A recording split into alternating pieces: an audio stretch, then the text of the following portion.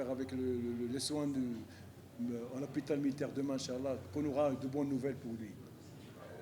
C'est les 5 derniers qui ont secondé les attaques de Nicolas. Et c'est pareil pour le match précédent. Est-ce que vous allez corriger ça parce que Emi n'est pas suffisant pour enchaîner le match? Comment vous allez faire que les occasions que Abel essaie de prendre de lui? Vous avez vu le match, on a raté 2 buts, 3 buts, tout fait, face au gardien. Et à la fin, pour ne pas entrer dans le doute, j'ai fermé les jeux. Parce que finalement, sinon, je serais ici avec un match, un point partout. Donc, surtout que l'équipe est forte. Elle a gagné la paire l'année dernière, vous savez. Donc pour nous, la victoire était très importante. Donc on a fermé les jeux en jouant le contre et ça a marché. On a raté 2 buts de contre. Et surtout, comme j'ai dit aux journalistes avant que vous soyez présents, que l'équipe, 7 joueurs étaient en équipe nationale. Ils ne sont venus qu'à 2 jours du match, donc c'était un peu difficile pour nous sur le plan physique, sur le plan mental, sur le plan préparation tactique, pour jouer un match crucial aussi avec la même ardeur.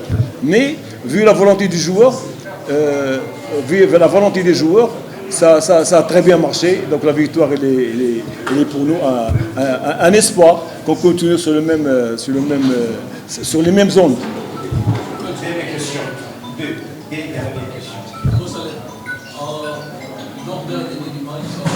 Votre supporter, qu'est-ce qui est votre manière de jouer le comment vous pouvez répondre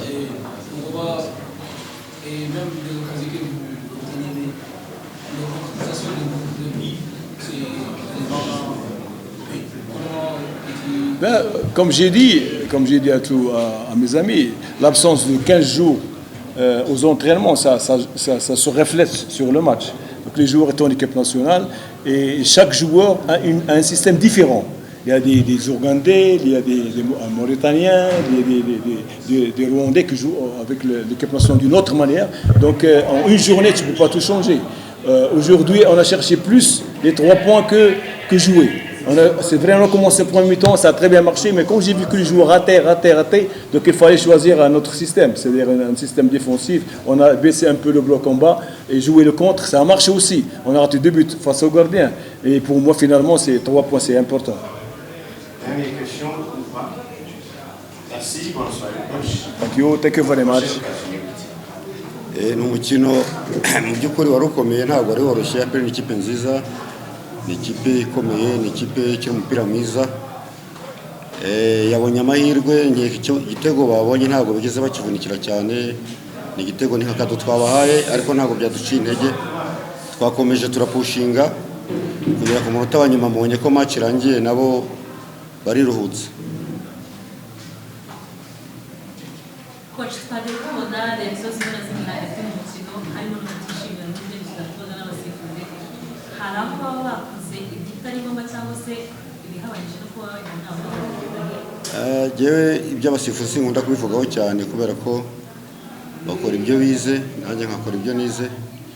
Icyemezo yafata aba yagitekerejeho kugira ngo agifate. Ntabwo rero navuga ngo yanyibye cyangwa ntiyanyibye. Ibyo yakoze buriya n'ibyo azi we yize ntabwo.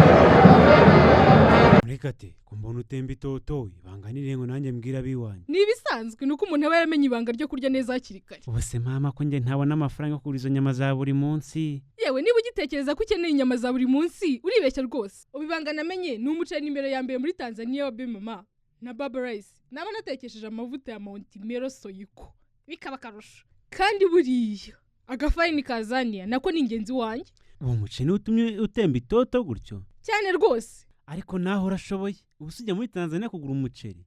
Ashwida Aloy Supply Company barahari ku gacu twese. ubwo nabasanga he? Bakorera mu isoko rya Nyarugenge munsi ya Ragarete cyangwa se ku mashami yaba ari ku isoko rishya rya Nyarugenge mu muryango wa B5 akarongo 14. Wabahamagara kuri nimero 07823876 cyangwa se kuri 0782358478 ndetse n'ikabuga kwa Maisha wabahamagara kuri 0782555999. Waba ufite inzozi zo kwinjira mu mwuga wo gufata no gutunganya amafoto n'amashusho? Inyarwanda Limited ibinyujije mu ishami ryayo Inyarwanda Art Studio yishimiye kumenyesha abifuza kwiga multimedia bivuga videography, photography ndetse na graphic design ko yabateguriye amasomo y'amezi 6 abahesha certificate yemewe n'ikigo cy'igihugu gishinzwe ubumenyi ngiro Rwanda TVET Board RTB. Kwiyandikisha bizatangira tariki 3 Ukwakira 2025. Amasomo agabanijemo ibyiciro bibiri, amezi 3 ya teori na pratique n'andi mezi 3 ya stage cyangwa internship na project based learning. Ibisabwa bisange ku rubuga artstudio.inyarwanda.com cyangwa uduhamagare kuri 0735 849 460. Wanatwandikira email kuri art@inyarwanda.com. Wanadusura aho dukorera mu igorofa ya 2 y'inyubako La Bonne Adresse. Murakaza neza. Twebwe The Planet Scholar Service yatangiye mu mwaka wa 2023. Ubu turi mu 2025 ariko tugeranyije n'abanyeshuri amaje kugenda muri urwo rugendo rwo kuva muri 2023 kugeza muri uku kwa 9 bazagenda nk'abanyeshuri barenga 50. Sawa mu Rwanda gusa dufasha, hari n'abandi wenda bo baturuka mu bindi bihugu tukagenda bose tubafasha korera mu mujyi wa Kigali muri quartier Mateus mu nyubako ya Believe House muri floor ya 2 umuryango wa 001. Noneho umwihariko wacu mu gukora twebwe umunyeshuri tumukurikirana mu gutangira muri document. Urugero ajya bari gushaka document ariko akaba atazi ngiyi document nayikoreye yo gukoresha application, tumuguiding uburyo ki yabona iyo document. Niba ari passport wenda ashobora kuba atazi uburyo ki ayibona, tukamubwira ati uraca muri uburyo kugira ngo ujye kuri immigration bayiguhe. Niba ari document ya English proficiency naho tukamubwira uburyo ki azayibona, non criminal record.